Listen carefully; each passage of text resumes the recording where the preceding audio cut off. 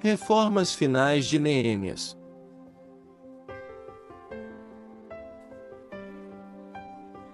Reformas finais de Neemias. Naquele dia, o livro de Moisés foi lido em alta voz diante do povo, e nele achou-se escrito que nenhum amonita ou moabita jamais poderia ser admitido no povo de Deus, pois eles, em vez de darem água e comida aos israelitas, tinham contratado Balaão para invocar maldição sobre eles.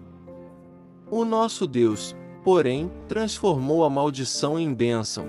Quando o povo ouviu essa lei, excluiu de Israel todos os que eram de ascendência estrangeira.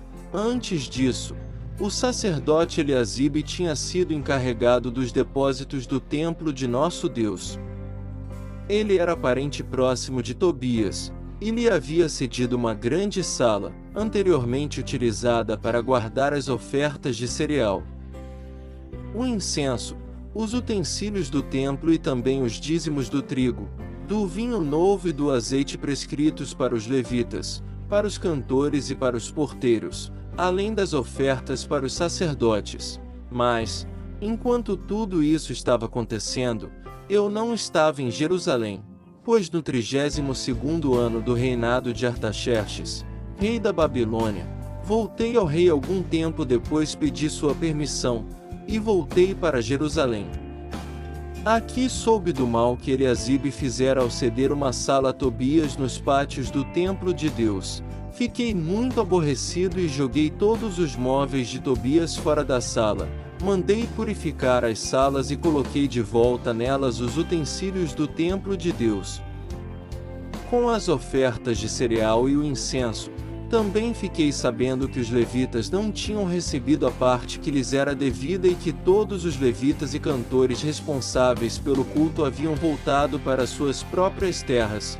Por isso repreendi os oficiais e lhes perguntei: por que essa negligência com o templo de Deus? Então convoquei os levitas e os cantores e os coloquei em seus postos. E todo o povo de Judá trouxe os dízimos do trigo, do vinho novo e do azeite aos depósitos. Coloquei o sacerdote Selemias, o escriba Zadok e um levita chamado Pedaías como encarregados dos depósitos e fiz de Anã, filho de Zacur, neto de Matanias, assistente deles, porque esses homens eram de confiança. Eles ficaram responsáveis pela distribuição de suprimentos aos seus colegas.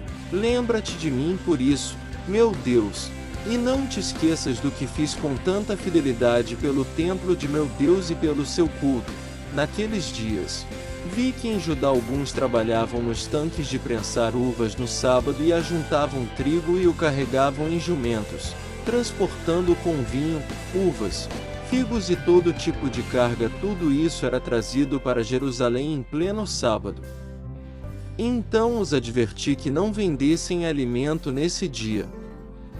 Havia alguns da cidade de Tiro que moravam em Jerusalém e que, no sábado, traziam e vendiam peixes e toda espécie de mercadoria em Jerusalém, para o povo de Judá. Diante disso, repreendi os nobres de Judá e lhes disse: como é que vocês podem fazer tão grande mal, profanando o dia de sábado? Por acaso os seus antepassados não fizeram o mesmo, levando nosso Deus a trazer toda essa desgraça sobre nós e sobre esta cidade? Pois agora, profanando o sábado, vocês provocam maior ira contra Israel. Quando as sombras da tarde cobriram as portas de Jerusalém na véspera do sábado, ordenei que estas fossem fechadas e só fossem abertas depois que o sábado tivesse terminado.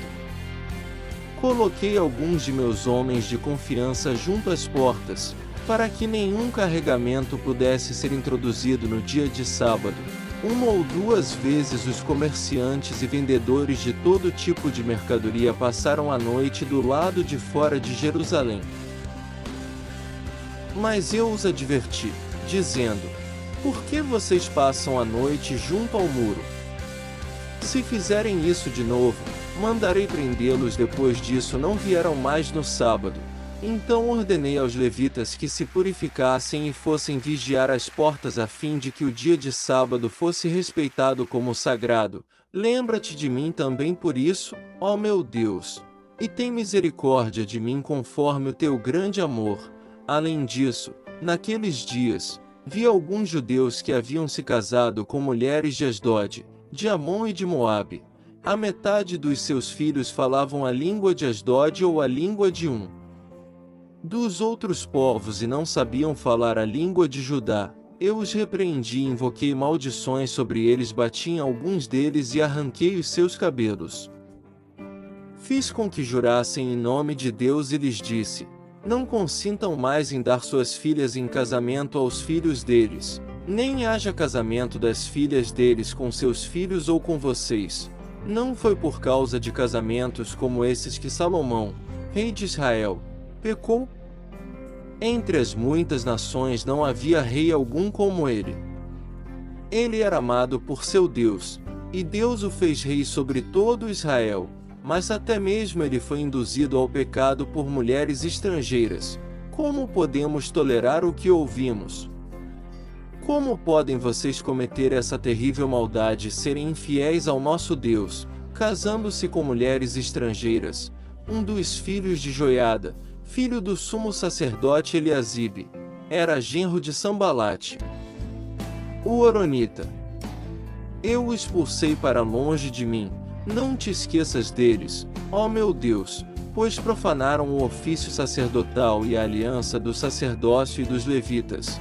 Dessa forma purifiquei os sacerdotes e os levitas de tudo que era estrangeiro e lhes designei responsabilidades, cada um em seu próprio cargo.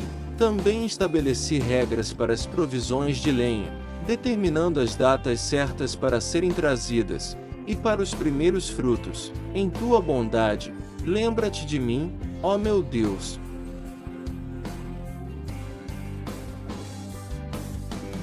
Inscreva-se no canal, curte e compartilhe para essa oração alcance pessoas que estejam precisando de oração. Não quebre essa corrente do bem. Deus disse: propaguem minha palavra.